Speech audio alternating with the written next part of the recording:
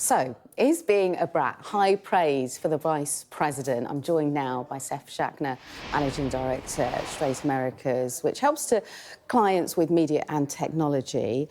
Seth, great to have you with. I can see you smiling there. Do you think Kamala Harris is going to have a brat summer then? Yeah, I think it's been, probably one of the most positive things in terms of, mobilizing, at least getting youth attention that's come along, so far in the election. And I do, it's a good point that one of the young people were making there. The elections are 3-4 months away from now, right? So some of these social trends, I don't know how long they actually last and how meaningful they'll be, but I think this one, this is probably going to be a meaningful endorsement, unlike a lot of the others, in my view, actually. But I guess the other thing that they have to worry about, it's great, I suppose, from the Democrats' point of view, that they've been able to jump on this so early. But what Martha was hinting at there, our reporter in the US, is that to mobilise Gen Z is difficult, isn't it? And translating that TikTok-like into the ballot box in November, that's going to be hard, isn't it?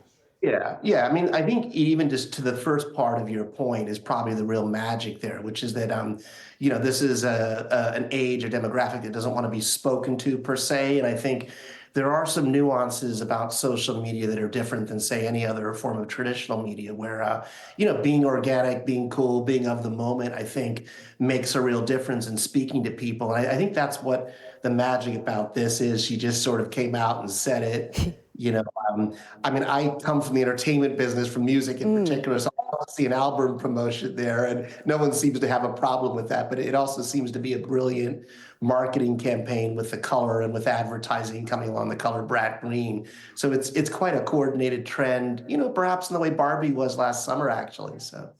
Are you surprised by how quickly that they have jumped onto this? The dancing, falling out of a coconut tree, all of these things that actually you could look as a serious voter and be really turned off by it. Yeah, no, at the speed of it, I mean, I just think it's social and viral, basically. And I think this is how TikTok and some of the communities work. But I do think the question is it really going to translate in November, actually? But, look, the change happened quickly in terms of, President Biden dropping out of the race. And so it really kind of put a shock of energy into it for all the young people. So not that surprised, but I think personally it's been a very positive development for the election. Do you think Charlie XCX is the one, though, to really help Kamala Harris head to the White House as president? I'm just looking at a list here.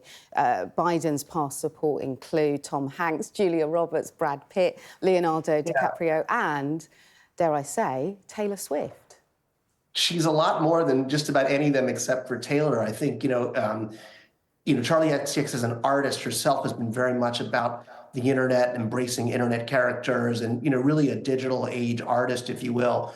I see traces of everyone from Madonna to Lady Gaga in her in terms of the musical kind of heritage, but she's really embraced digital media, if you will. And so yeah, I think this is clearly a sign of how it can work. And the only thing that a bigger wave, there's been rumors about Taylor and Beyonce that haven't been true so far, but maybe there is another shoe that will drop, and of course that would be really big. Yeah. And this is two corners. If we really look at this forensically rather, this is two aspects of the internet that are really quite polarised.